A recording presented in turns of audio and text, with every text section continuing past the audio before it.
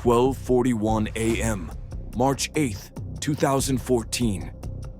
What should have been a routine flight from Kuala Lumpur to Beijing was anything but on this night.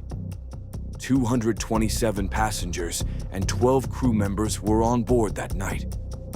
Only 40 minutes after takeoff, something went terribly wrong. Malaysia Airlines Flight 370 simply vanished. No distress signal, no emergency calls, just silence. This is the story of the greatest aviation mystery of our time.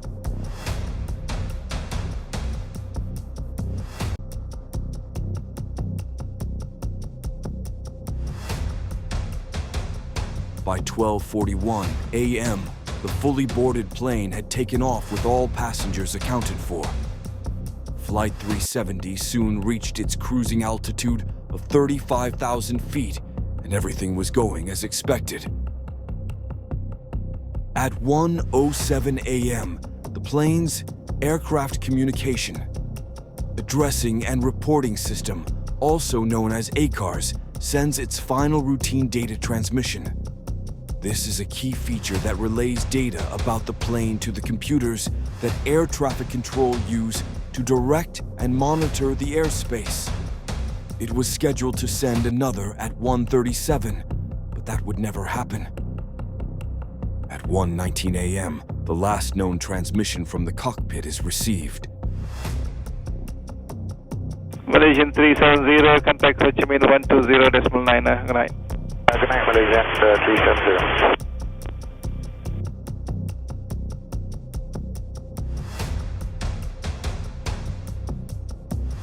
At 1:21 a.m., the plane vanishes from air traffic control radar as it crosses into Vietnamese airspace. Military radar still tracks the plane, but it is now making a sharp turn west, away from its planned route.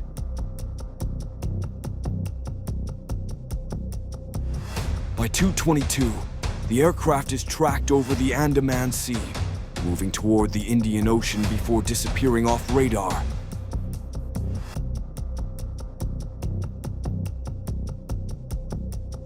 By 6:30 a.m., the plane had failed to arrive in Beijing. Concern turned to fear as the search began. While they had lost all contact with Flight 370, the satellite was still pinging the airplane hourly. At 8:11 a.m., Flight 370 was pinged over the Indian Ocean, near Australia. With this information, the initial belief was that Flight 370 eventually crashed somewhere in the Indian Ocean.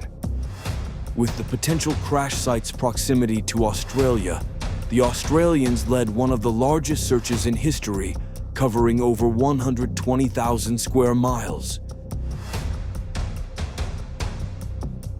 After almost 3 years, more than $160 million had been spent trying to find Flight 370, making it the most expensive search in aviation history.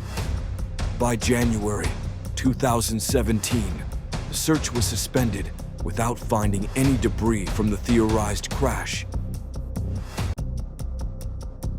In 2018, a United States-based company named Ocean Infinity attempted a search of more than 112,000 miles, but found no signs of the plane.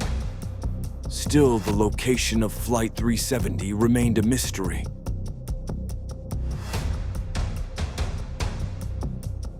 The only pieces to the puzzle located thus far have simply washed up on beaches.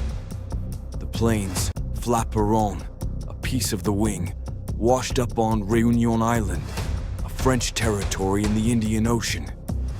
More debris washed up in Africa, including a piece of cabin interior sporting the Rolls-Royce logo.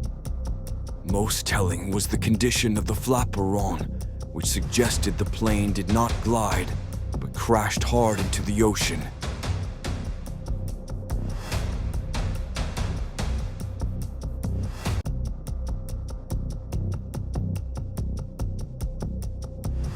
In the end, little was found, and the world was only left with speculation. It is believed that after the plane stopped transmitting its whereabouts, they banked west and started flying off course. Eventually, Flight 370 went down in the Indian Ocean, somewhere near Perth, Australia.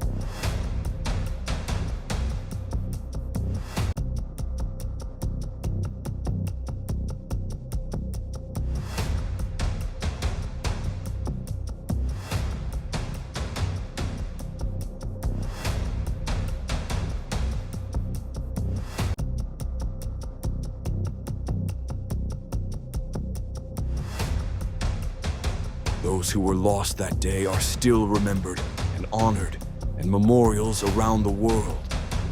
Recently, the Malaysian government approved another search near Perth, so hopefully the fate of these poor souls can be laid to rest.